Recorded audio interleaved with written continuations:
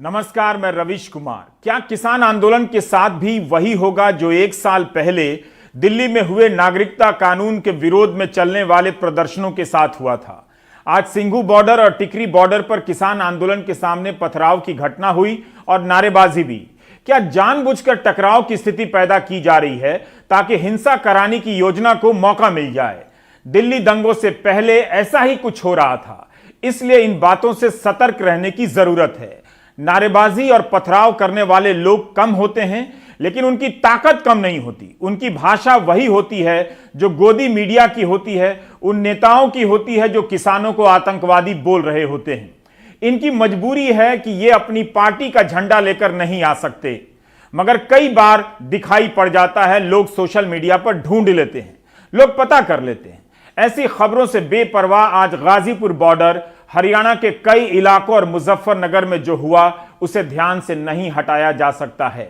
हरियाणा के 15 जिलों में 30 जनवरी तक के लिए इंटरनेट सेवा बंद कर दी गई। महापंचायत का बिगुल बज चुका है। 28 जनवरी की शाम जब भारतीय किसान यूनियन के नेता नरेश टिकैत ने ऐलान किया कि महापंचायत होगी मुजफ्फरनगर में और गाजीपुर में जन सैलाब उमड़ेगा, तभी समझ आ गया कि 29 जनवरी का दिन सामान्य नहीं होने जा रहा है।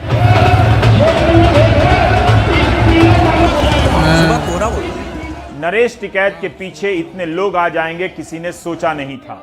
गोदी मीडिया के स्टूडियो में जिस आंदोलन को खत्म घोषित कर दिया गया, वो आंदोलन यहां काफी बड़ा दिखने लगा है। कहा जा सकता है कि आंदोलन गाजीपुर बॉर्डर का मोहताज नहीं रहा। अगर वहां से हटा भी दिया गया तो कहीं और चलेगा। वैसे आज की इस तस्वीर को देखने के बाद प्रशासन गाजीपुर बॉर्डर पर सख्ती करने की जल्दी से बचना चाहेगा। इस महापंचायत में कई खापों के नेता आ गए, इस कारण पंचायत की बैठक कई घंटे तक चलती रही। इस महापंचायत में आम आदमी पार्टी के नेता संजय सिंह भी पहुंच गए, समाजवादी पार्टी के नेता भी पहुंचे। यहां जुटी भीड़ ने प्रशासन की चिंताएं बढ़ा दी। प्रशासन ने अनुरोध भी किया था कि महापंचायत में कम से कम लोग आएं, क्योंकि असामाजिक तत्व घुस सकते हैं। लेकिन यहां आए लोगों की संख्या बता रही है कि किसान आंदोलन का रुख क्या होने जा रहा है।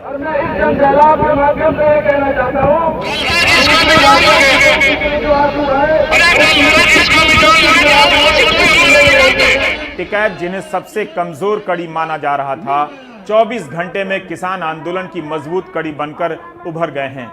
राकेश टिकैत का यह शक्ति प्रदर्शन सिर्फ महापंचायत तक सीमित नहीं है, बल्कि गाजीपुर बॉर्डर पर भी दिख रहा है और हरियाणा के कई इलाकों में भी।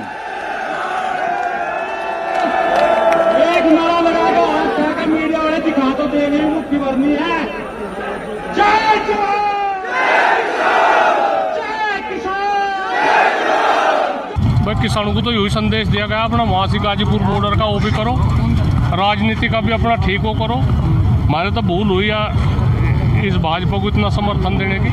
क्या दिल्ली की ओर कूच करेंगे किसान? अरे दिल्ली तो जा रहे, कूच क्या जा रहे। एक दिन पहले जिन किसानों का मनोबल टूट गया था, जिनके नेता रो रहे थे, उनके तेवर बदल गए। इस महापंचायत से किसान आंदोलन को नया बल मिला होगा। 28 जनवरी की शाम 7 बजे तक लग रहा था कि गाजीपुर बॉर्डर खाली हो जाएगा। जिस संख्या में वहां सुरक्षा बलों का फ्लैग मार्च हुआ था, उसे देखकर यही लगा कि खाली कराना भी पड़ा तो इन्हें मुश्किल नहीं होगी, क्योंकि बहुत से किसान खुद से जा चुके थे। तभी राकेश टिकैत का इंटरव्यू वायरल होता है और हालात बदल जाते हैं। पूरे देश के किसानों को बर्बाद क्या बात है, किसानों को बर्बाद करना चाहते हैं? नहीं होगा। ये देश का किसान, ये 5 लाख ट्रैक्टर मेरी जिम्मेदारी है। इस किसान की मेरी जिम्मेदारी है। इस किसान को बर्बाद नहीं होने दूंगा देश के। आज अचानक क्या हुआ? आज अचानक क्या हुआ? वापसी होगा। आज अचानक क्या हुआ? पूरा घटनाक्रम बताइए। न्यूज चैनलों और यूट्यूब के जरिए गांव-गांव के लोगों ने राकेश टिकैत के रोने को अपनी नजर से देखा। हिंसा के कारण किसानों का मनोबल टूट गया था। वे मान गए थे कि आंदोलन अब खत्म हो गया है, लेकिन इस वीडियो को देख यह बात फैल गई कि क्या अब किसान की ये हालत हो गई है देश में। राकेश टिकैत यही सब रोते हुए कह भी रहे थे। जल्दी ही खबरें आने लगी कि गाजियाबाद, बागपत, मुजफ्फरनगर, जींद, भिवानी, हिसार, चरखी दादरी, फतेहाबाद, रोहतक, इन सब जगहों से किसान राकेश टिकैत के समर्थन में गाजीपुर बॉर्डर रवाना होने लगे हैं। राकेश टिकैत ने ऐलान कर दिया था कि जब तक उनके गांव से लोग पानी लेकर नहीं आएंगे, पानी नहीं पिएंगे। राकेश टिकैत के बड़े भाई नरेश टिकैत ने ऐलान कर दिया कि सारे किसान गाजीपुर पहुंचे और जो गाजियाबाद के रास्ते में हैं, करीब हैं, वो लौट जाएं। हरियाणा से भी खबरें आने लगी कि किसानों का जत्था ट्रैक्टर लेकर निकल पड़ा है। हरियाणा में कई जगहों पर रात में ही टोल प्लाजा पर किसान धरने पर बैठ गए। उनका इरादा बदल गया कि अब कानून वापस होगा, फिर से लड़ाई तेज होगी। देखते देखते जिस गाजीपुर बॉर्डर को आधी रात से पहले खाली करने की चेतावनी दी गई थी, वह फिर से भरने लगा। गाजियाबाद प्रशासन ने स्थिति को समझते हुए बयान जारी किया कि आज रात कोई कार्रवाई नहीं होगी। जिस जगह पर रैपिड एक्शन बल और पीएसी के जवानों का फ्लैग मार्च चल रहा था, उनकी संख्या आधी रात होते होते कम नजर आने लगी। किसानों की संख्या बढ़ गई।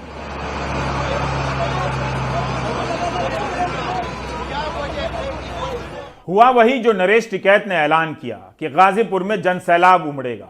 29 जनवरी का गाजीपुर बॉर्डर 28 जनवरी के गाजीपुर बॉर्डर से काफी अलग था। हमारे सहयोगी शरद शर्मा ने बताया कि सिर्फ भीड़ ही नहीं, बल्कि उसका मनोबल भी कुछ और था। गाजीपुर बॉर्डर पर जो किसान आंदोलन कुछ घंटों का मेहमान कल रात तक लग रहा था, आज शुक्रवार को यहाँ तस्वीर बिल्कुल ही उलट है। ये तस्वीर देखिए गाजीपुर बॉर्डर की। कल रात में यहाँ पर गिनती के ही किसान नजर आ रहे थे, जबकि बहुत ज़्यादा एक्टिविटी थी। उस समय यहाँ पे अच्छी खासी भीड़ हो जानी चाहिए थी अगर यहाँ पर उतनी संख्या किसानों की होती तो।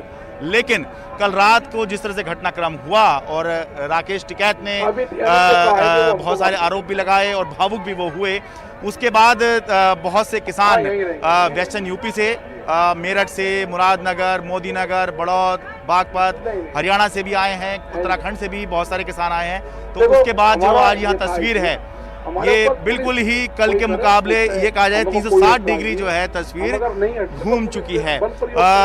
ये बात ये भी थी कि बहुत से किसान जो आज हमें मिले हैं वो ये बता रहे हैं हम 26 तारीख को रैली में हिस्सा लेकर, ट्रैक्टर परेड में हिस्सा लेकर चले गए थे। लेकिन उनका कहना है कि जब कल रात को राकेश टिकैत को उन्होंने भावुक होते हुए देखा, रोते हुए देखा, तो फिर रातों रात ही वो चल पड़े और सुबह यहाँ तक पहुंचे हैं, जिसकी वजह से ये तस्वीर जो है यहाँ पर जो 23-24 तारीख तक अच्छी खासी यहाँ पर ऐसी दिख रही थी, एक बार फिर से अब दिखनी शुरू हुई है। गाजीपुर के मोर्चे से किसान आंदोलन को नया बल मिला है। यह जरूर पूछा जाना चाहिए कि ऐसा क्या हुआ कि राकेश टिकैत को रोना पड़ा। दरअसल जिस बात से राकेश टिकैत को रोना आया, उस बात से हर किसी को रोना आना चाहिए। आपको बीजेपी विधायक नंदकिशोर गुर्जर का वह पत्र पढ़ना चाहिए जो उन्होंने गृह मंत्री अमित शाह को लिखा है और ट्वीट भी किया है। नंदकिशोर गुर्जर गाजियाबाद के लोनी से विधायक हैं। प्रधानमंत्री को भी उनके साथ बैठकर यह पत्र पढ़ना चाहिए, कम से कम टीवी पर। मैं इसका एक हिस्सा पढ़ रहा हूं, शब्दशः और पूरा पढ़ना मुमकिन नहीं। पढ़ने वाला और सुनने वाला दोनों बीमार हो सकते हैं। इस पत्र के आखिरी हिस्से में नंदकिशोर गुर्जर अतः के बाद लिखते हैं कि भारतीय स्वतंत्रता और अस्मिता के प्रतीक लाल किला और भारतीय तिरंगे को अपमानित करने वाले देशद्रोही किसान नेता राकेश टिकैत, योगेंद्र यादव, दर्शन पाल, संयुक्त किसान मोर्चा के नेताओं पर रासुका के तहत मुकदमा दर्ज कर फास्ट ट्रैक में फांसी दिया जाए और दिल्ली बॉर्डर पर बैठे आतंकियों को चिन्हित कर उनके खिलाफ दिल्ली पुलिस को शूट एंड साइट का निर्देश देने की कृपा करें। साथ ही सरकार को इन आतंकियों को दिल्ली की सीमा से हटाने में कोई परेशानी या दुविधा है तो हमें निर्देशित करें। देश हित में मेरी विधानसभा व देश के लोग इन्हें 24 घंटे में खदेड़ने का काम करेंगे। देश के गृह मंत्री को ऐसी भाषा में पत्र लिखना चाहिए। नंदकिशोर जी को एक बार सोचना चाहिए, एक बार फिर से अपने ही पत्र को पढ़ना चाहिए। इस पत्र की भाषा राजनीति की नई भाषा है, 5 साल पुरानी। वही गोदी मीडिया की भाषा है, वही आईटी सेल की भाषा है। जो इस पत्र में लिखा है और जो विधायक जी का बयान है, उसमें खास अंतर भी नहीं है।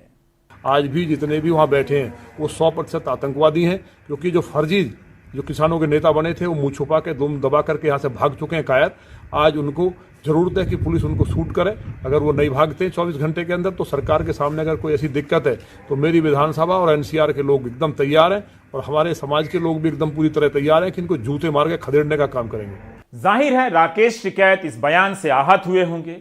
समाज और सरकार से यह सवाल पूछा जाना चाहिए कि क्या विधायक देश के गृह मंत्री को पत्र लिखकर किसी को 24 घंटे